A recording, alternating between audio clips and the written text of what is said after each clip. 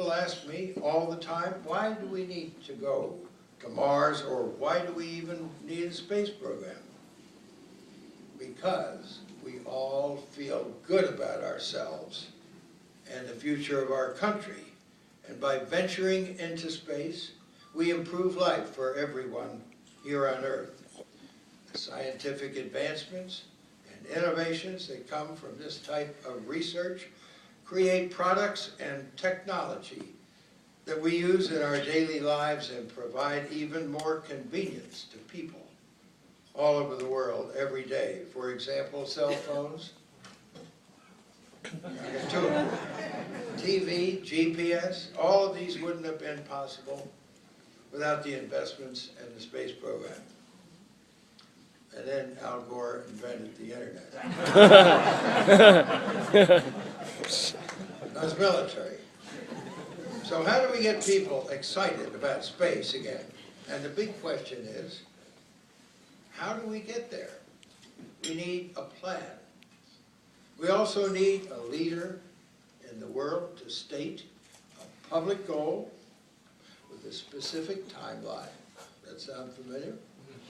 I've got ideas about how that should happen around the six out of 7 50th anniversaries of our moon landings.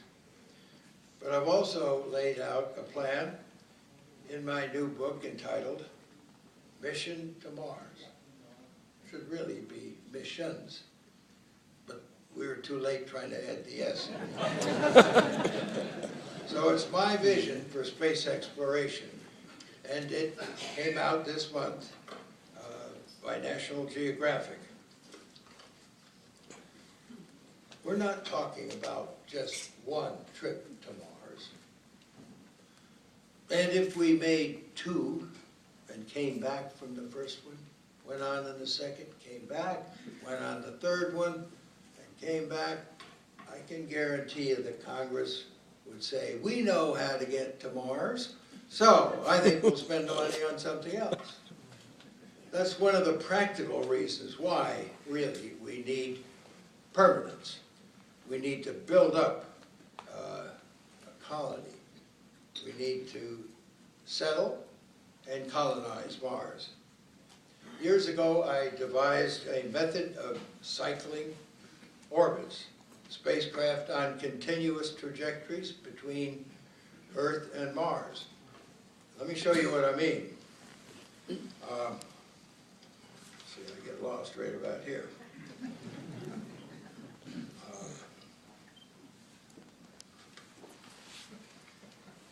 In the early 1980s, I began to apply my orbital mechanics with seat of the pants to exercise a lunar spacecraft system that would perpetually perform cycling orbits between Earth and the Moon. Central to this idea is using the gravity field and gravitational forces to bend the orbits to sustain them in orbits that would go back and forth between the Earth and the Moon, and thereby spending little fuel. This is called gravity assist. But there was a catch. The approach took longer to get to the Moon this way. For such a short distance, the investment required for the trip using cycling orbits was not sufficiently advantageous. I was very disappointed. So I went home hanging my head and talked to Tom Paine, who had offices in Santa Monica. He was a former administrator of NASA during a number of the Apollo expeditions, including ours. He urged me to adapt the cycling orbit concept to the much more intricate goal of supporting human missions to Mars. And lo and behold, it works. If you're looking pretty close at this, you'll see that this is a little more complex than you might think.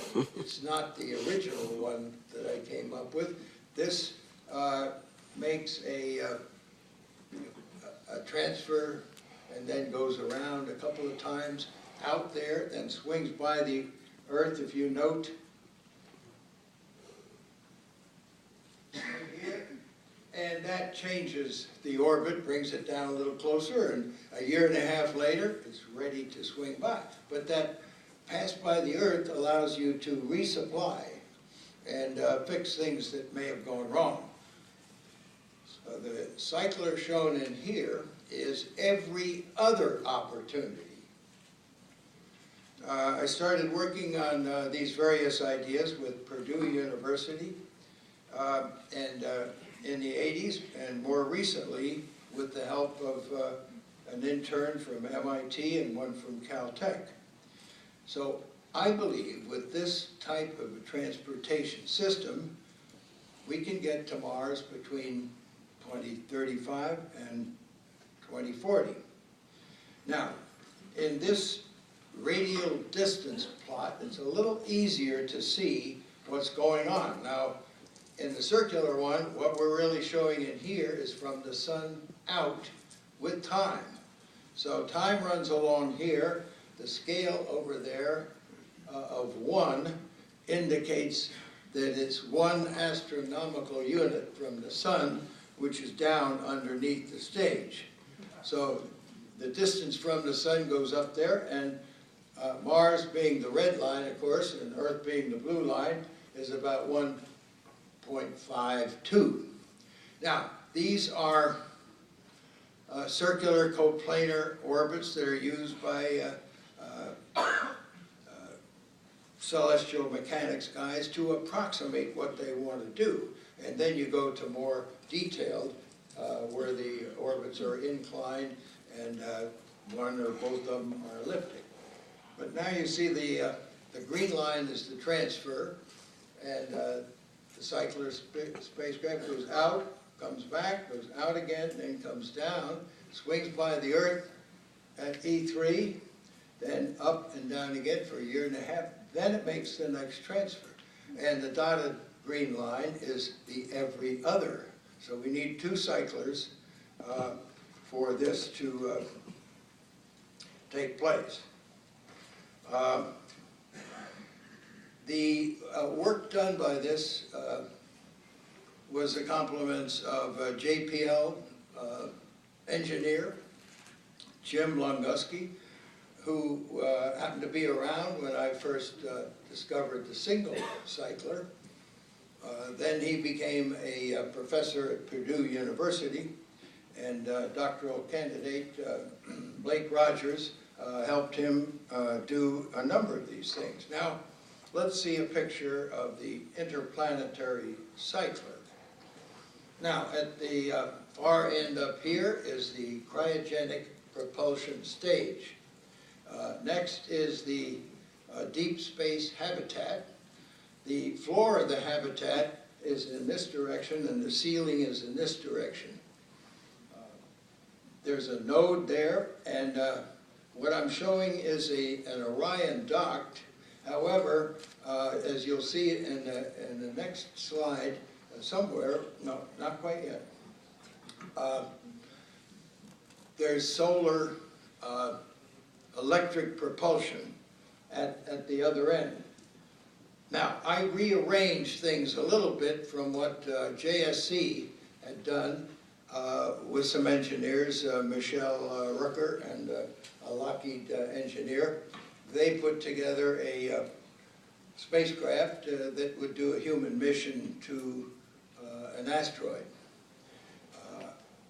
I rearranged things a little bit, and of course you know that the human mission to an asteroid was not held in all that great favor right now because of trying to figure out how you're going to get the resources out of it and why send humans there. But I think it's really because they didn't understand what I was suggesting in my unified submission to Norm Augustine for his 90-day study. My purpose in going to an asteroid, just like flying by a comet, was to test the spacecraft further distances away. It wasn't to make a big deal about an asteroid, but in trying to make a big deal of an asteroid, people are saying, well, why send a human to do that? It's testing the spacecraft, the interplanetary spacecraft, before we send it to Mars and the moon of Mars to do some pretty complex things. So you want to make sure that you've tested this interplanetary spacecraft several times. Now, I rearranged things a little bit so that the floor is at that end, and the ceiling of the 4 floors in the habitat, so that, imagine, without the cryo section there, we could land that with the floor at the bottom on Phobos, and we'd have the nodes sticking up. If we landed an early version of this robotically, using a Japanese lander, because we're not going to build one, we're not going to use a big rocket either, because we're not going to land NASA astronauts on the moon. We're going to organize the other nations in an international lunar development authority, sort of like Intelsat, International Telecommunications Satellite, then geosynchronous. There's an organization that brings people together that kind of controls the rules of the road. We need to do that to bring the nations together to build a base on the moon. We want to build the base, not land it there. They're going to land it, and we're going to put it together. Where'd we learn how to do that? On the big island of Hawaii. That's where we cut our eye teeth, by putting a prototype of the first one to go down as a lander, put another one the approximate distance away, then through a satellite to mission control, we bring them together. Now these are pretty big habitats, and it's not an easy task over terrain that may not cooperate too much with bringing them together. The nation that learns how to build modules like this without having to put people on the ground with wrenches and tow bars and everything, the way to do that is to build it before you send people there. And that's what I think a lot of people at Ames Research Center, we talk about an International Lunar Research Park. That's only because there's a research park out the front gate of Ames. It really should be an international lunar base. Everybody knows what a base is, and then it'll get to be an international Mars base. Let's show the next slide. Now, sometimes this one moves when we can get it to move. This is taking 2 interplanetary spacecraft and putting them together. And when we do that, we interconnect them in certain ways, and this now becomes the cycler. There's Mars in the background. The circular looks like solar voltaic. That's not what it is. It's portraying the new solar power that I believe will be available in 10, 15 years, solar dynamic. There's an organization called Planetary Power, headed by John Kohut. So look up Planetary Power, and you'll see the gradual buildup of focusing the sun's rays on a point that we circulate a fluid, and then we radiate off the back end of that, and the difference in temperature is what creates the electricity.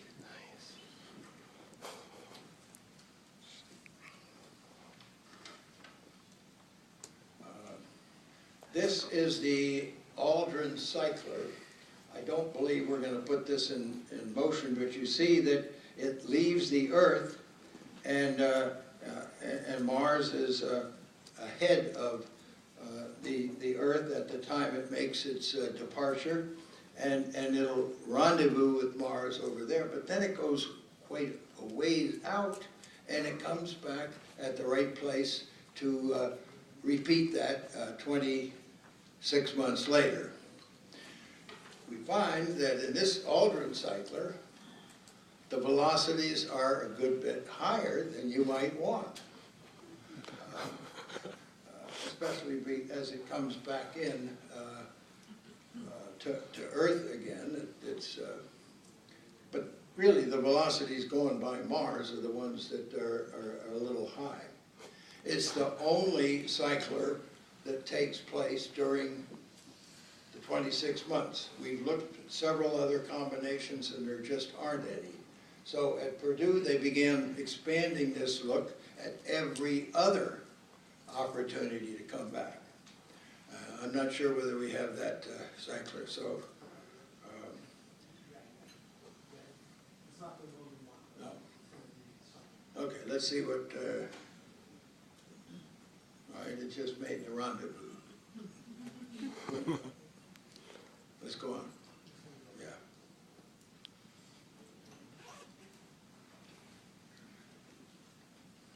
So Mars is the next ultimate destination. We can get there, but we need global cooperation to make this happen.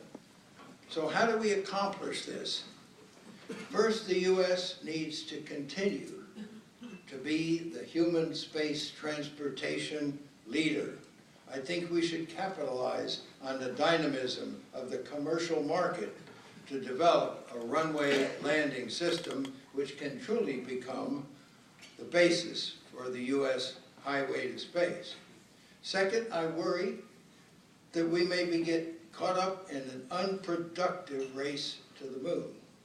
We've been there already. We can help the other nations by bringing them together and then putting the spaceport at L2 at the far side of the moon, where we can control in less than a second the robots that we want for science, the ones that commercial people want, Caterpillar company perhaps, to be digging up the regolith with the ice crystals in it, sorting it out, and putting the ice water into canisters, and then we'll have a global corporation, probably US, Japan, and India, to cooperate, where the Japanese are really anxious to develop landers and ascent vehicles, so they can be very helpful to the Indian space program.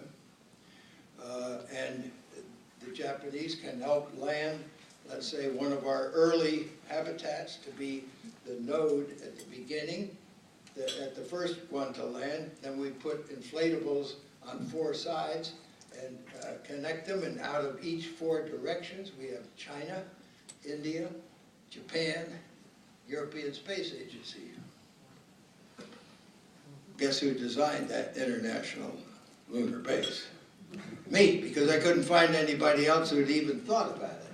And if you've got better ideas of how we can do this sort of thing, then test it on the big island of Hawaii and have other people land their elements and then bring them together.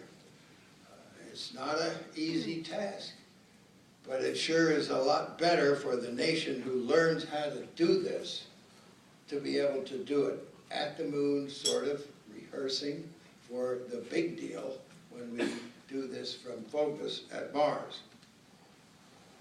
So we need to really focus on cooperation with our international partners. And third, we should direct the focus of NASA efforts on establishing a permanent human presence on Mars. That means people who go don't come back. And they can do that between 2030 and 2040, I am quite convinced. And I think that the 2020 re-election of whoever replaces Obama in 2016 will either have made that commitment at the first 50th anniversary of the first landing, or he's going to catch hell in the election for not having done anything, and he's liable to lose it. So I think we have, if we build up the case of what it is we the American people, want to see happen, and we want to see a commitment during the 50th anniversary of America to lead permanent presence on Mars within 2 decades. Decade and a half. I don't care. I'm not going to be here. So we have or can affordably develop the technology to send humans on various missions toward Mars and especially the Martian moons. Begin the homesteading and settlement of Mars is within reach, technically and budgetarily. Even in a period of fiscal challenges, the U.S. needs to consider this program with long-term planning. The recent Inspiration Mars mission announced by Dennis Tito of a human flyby of Mars and return would make a clear our mid-century goal of permanence on Mars. It would inspire people and should be supported strongly by the government, not as an excuse to develop the SLS. They want to hang the SLS on anything that comes along so they can sell that heritage components. What does that mean? Old stuff. It's already being produced so we can keep people with the jobs and to keep the votes coming in. And that's unfortunately pretty much how an awful lot of our space program has slipped backwards several times. We've tried to develop things beyond our capability when we knew darn well it wasn't going to work. It's 4-segment solids versus 5-segment solids. The first thing we really have to do is to develop a test bed at the space station of these long-term life support items. That was the #1 item in my submission to the Augustine group.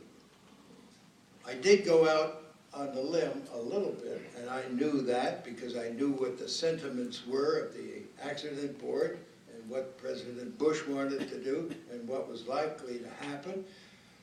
But I was scared there was going to be a gap. And guess what? There is a big gap, whether it's commercial transportation of people to the space station or whether it's government. Seems like one party wants to develop commercial and the other party wants to develop SLS. We need commercial space. We don't need SLS. I think we should have this test bed at the space station. Now suppose we put the prototype of the exploration habitat module at the space station with a little bit of radiators and a little bit of electrical power, because mostly we'll be taking that off the space station. Now if something goes wrong with the space station, people pile into this safe haven, disconnect, and guess what? We don't have to keep lifeboats up there. 1 or 2 lifeboats. I'm sure the commercial transportation people would love that, not having to keep their commercial spacecraft up there for 6 months or a year.